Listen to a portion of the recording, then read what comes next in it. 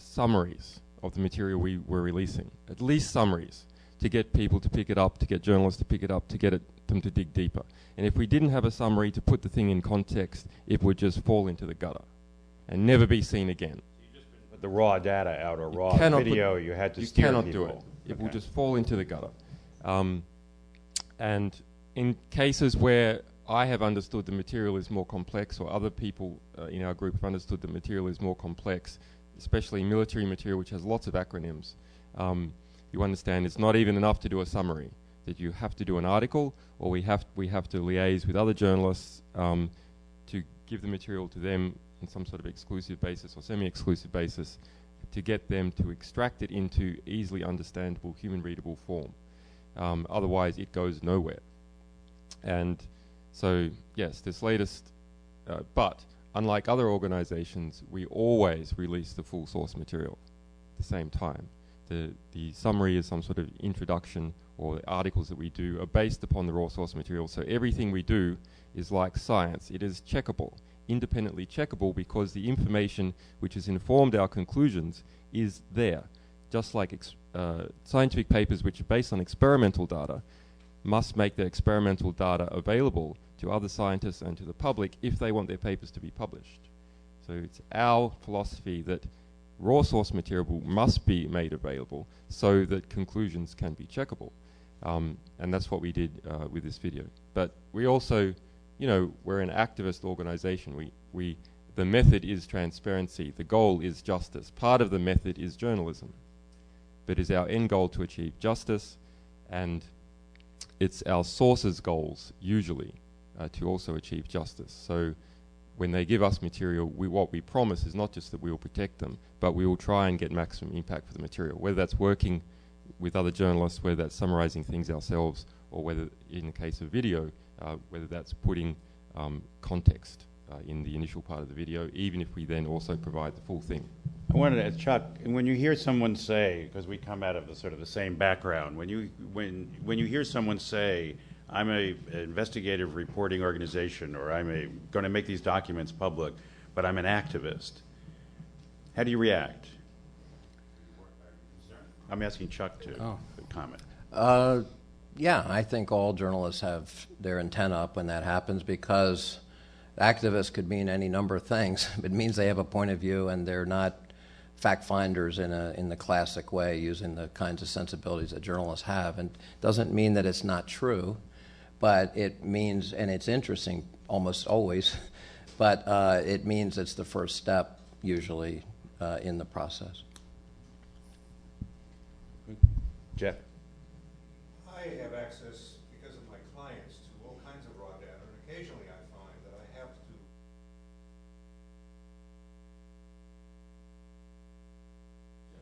So do you do that? I do. Do you do that? Yeah, we do that. Okay. I mean, we don't just talk things, but we will admit them. Zach?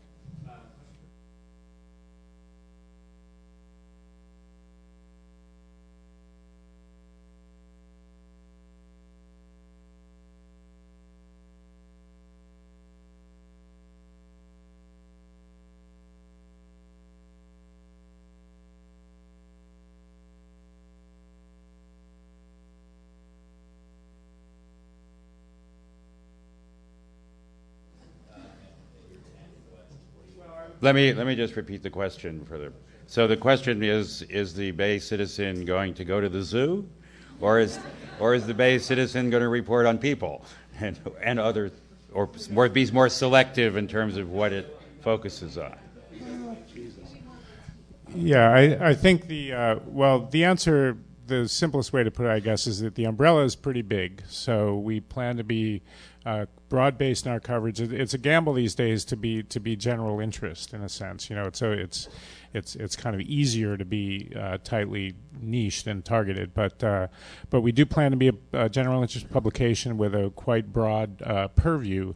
Now, how we accomplish that with a small newsroom, I mean, that's almost the definition of my challenge as an editor. I mean, it's all about making smart choices about what you cover. We'll have a certain kind of philosophy about what kinds of things we are sort of first on our list to cover. But there's going to be a constant, complicated set of decisions about where we put our resources and where we decide, okay, you know, we're going to take a pass on this, or we're going to go after this story, but then we're going to step away from it at this stage and look at something else. I mean, that's there's no clear-cut answer to that, but I'm quite confident that we can that our approach is going to yield some pretty unique stuff that's additive, but not sort of highly niched. You are going to, as I understand it, take over the twice-weekly double truck in the New York Times. That's Correct. the Northern California edition. That of is the correct. New York Times. Yes.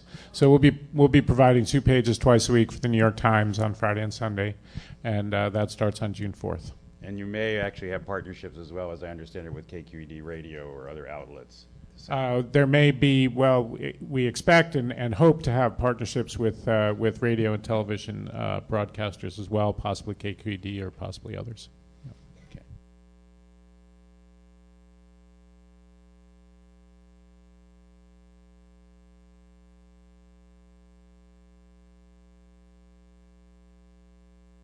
Let me just repeat the question.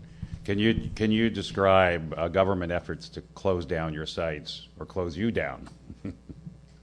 Yeah, not all of them.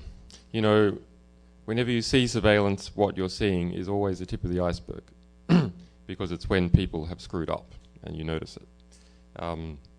So, yeah, I mean, we've had an ambush in a Luxembourg car park by what appears to be British intelligence, could be private intelligence hired by a big bank. We're not sure. Yeah, so, well, I don't go into all the details because there's a long litany of these things. But, yeah, you know, someone followed one of my co-authors to the car park and then waited for him to come out at his car and then started asking questions about WikiLeaks and asking questions about me and saying, it's in your interest to come and have a coffee with me, a gentleman about 6'4", good suit, 40 years old, confident, good watch.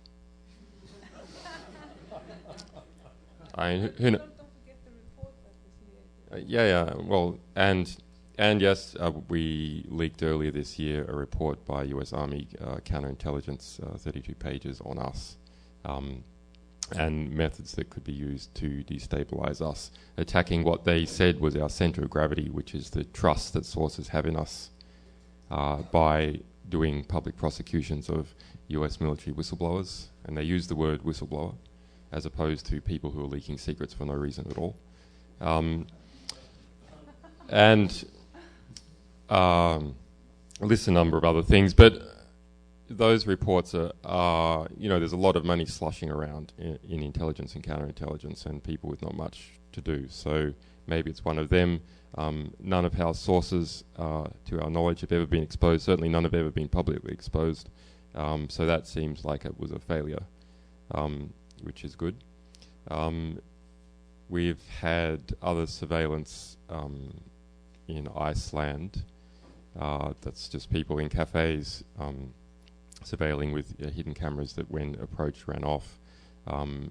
There are some State Department records about people going on an aeroplane. It could be coincidence, or if it's in coincidence, it's about 1 in 400 chance.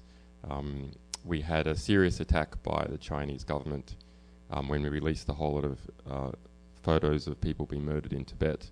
But we have structured our sort of engineering in Sweden, and the sort of ISPs are in front of them, and the ISPs are in front of them, so the path that comes into our communications is set up to deal with these sort of attacks, but it took us down for a couple of hours.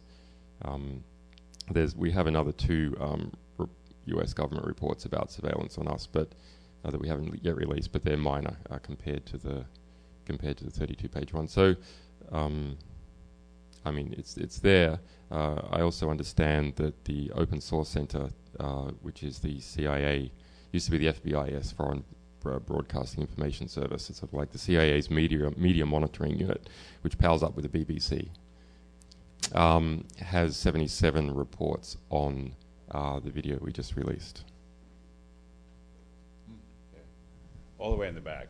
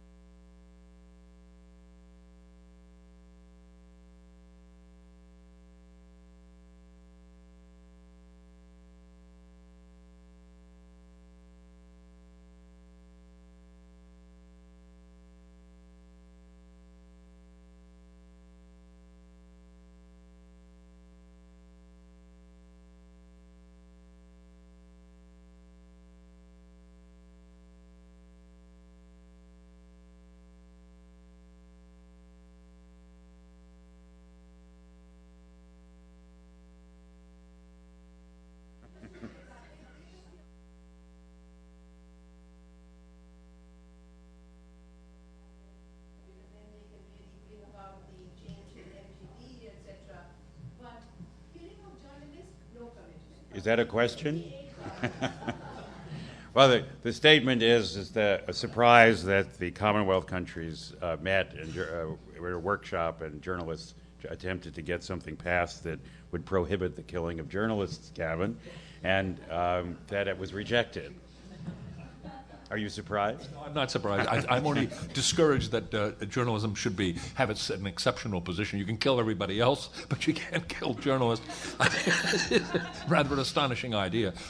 One parenthetic point is that India is one of the few places where there's a really vibrant and alive and expanding print press. I mean, to everybody's astonishment here, where it's actually like in parts of Latin America, the press is actually growing in a substantial way, and there's a big investigative community in formation around India, which is really inspiring. We get a bit of it in London, which is why we know about it, but it's very, very good. Can I follow up on that as well? So I have seen in Africa these precedents used for libel in the UK, used to justify putting journalists in prison for libel. So this English taint that spreads, well, you're all familiar with that here.